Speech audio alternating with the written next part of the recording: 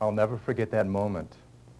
An epidemic of typhoid fever had broken out at Wasme, where my son Vincent was ministering to the miners.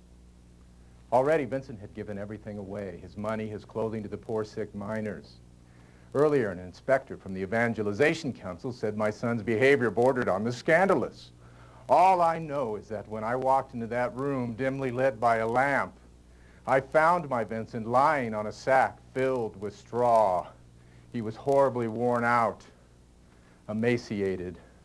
Miners' faces pinched with starvation and suffering were crowded around Vincent, and large, fantastic shadows danced across the walls. When I asked the miners about my son, they said '79 had been a tragic year. First with the mad fever, and then the fire-damp explosions.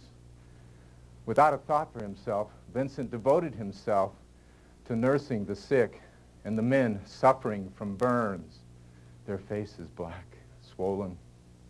The last mining disaster had prompted an outbreak of anger and violence, destruction and strikes, and so the gendarmes and the army were mobilized to maintain order, to prevent bloodshed.